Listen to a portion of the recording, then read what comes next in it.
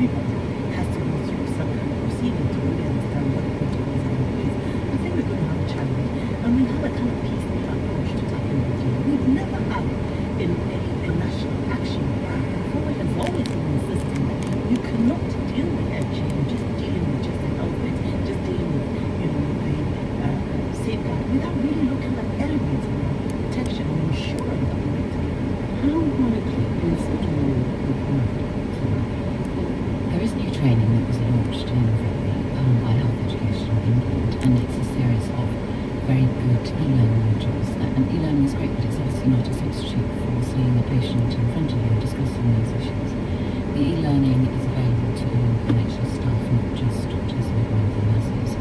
And it's hoped that hospital trusts will encourage all their staff to do it, but at the moment it's not. There are no penalties for not doing the e-learning training.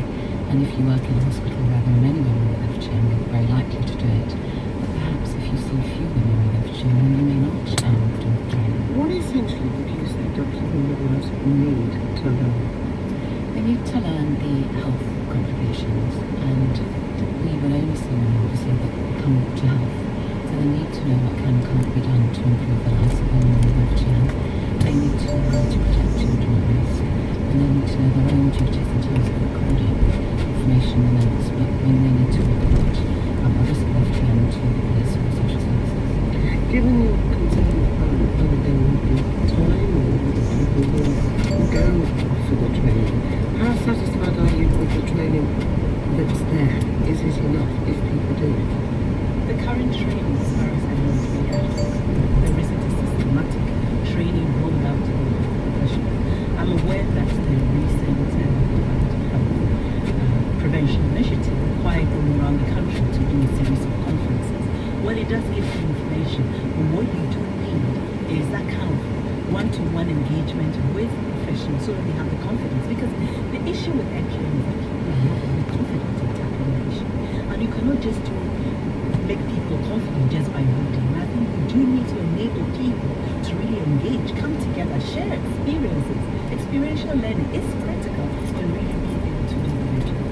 So it's now illegal for FGM or seek that people here for abroad. What exactly would an obstetrician or gynecologist or indeed midwife be required to report to the police? So from the serious crime bill, which went through in March, if you see an under 18 with FGM that's confirmed either on examination or because they say they've had it done, then you're required to report that to the police within a month of seeing that under 18-year-old. In terms of women over the age of 18, then you make an assessment as to whether there is a child or another woman at risk of FGM, and there is guidance as to how to do in that. The same family? Yeah, perhaps exactly. So other children, perhaps, or younger sisters, siblings.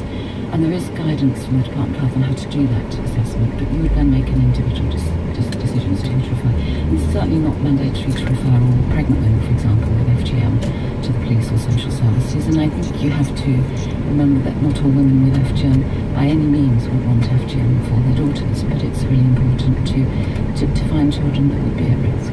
And how concerned would you be, Nana, that say a girl is having trouble with her periods or is having problems going to the toilet and thinks, actually I ought to go and see the doctor, but maybe I better not because they'll come later? That's going to be a concern. I mean, particularly if the girls are also clear that they would be reported to the police. At the moment, I'm not sure what kind of information is out there in terms of whether the girls themselves are aware they will be reported. Mind you, this mandatory reporting itself has not really come into force. And so we do need some clarity as to when it's going to come into force and how it's going to be done. My only concern about this kind of approach is that we're waiting for FGM to happen and then we report. What needs to be done is the issue of prevention. I mean, prevention is clearly much better than cure when it comes to FGM because you can never get back what has been lost. But then what Sarah's saying about talking to women about their community, about their families, whether there may be other girls at risk, that is a preventative measure. It is a preventative measure, but the reality is that one woman cannot stop FGM. we have to recognize that FGM is a social norm, which is upheld. And for that woman, she may want to make that decision, but when she goes back home, when she goes back to her community, when she goes back on holiday, there's going to be more pressure. And that is what we need to sort of recognize. An individual, yes, you can have that kind of decision, and she may start to think about it, but we need to engage wider. And what isn't being done is how the health professionals engage wider beyond the health settings. I think we need more of that to be done. It's really been quite strategic in Bristol.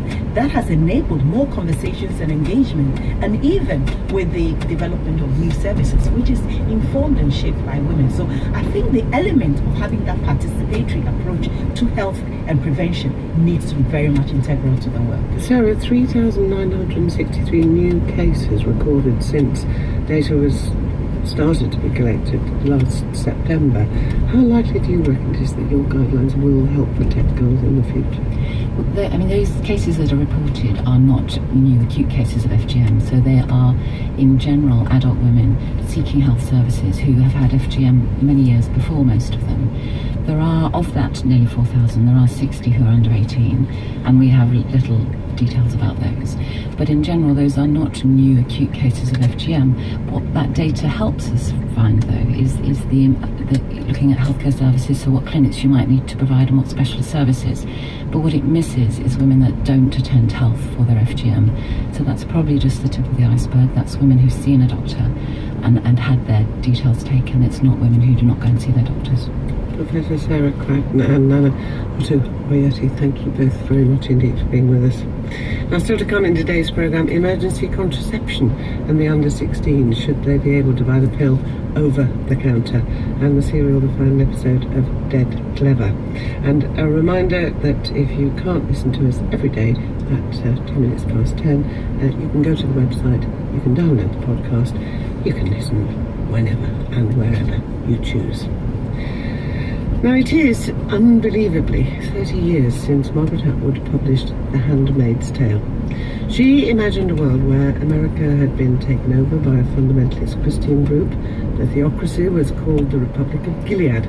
Women were completely controlled by men. They had no right to money of their own. Reading was forbidden, and modesty was paramount. The handmaid of the story is Offred, and she belongs to the group kept for breeding. She takes part in a ceremony each month with her assigned commander and his wife, Serena Joy. Margaret Atwood reads.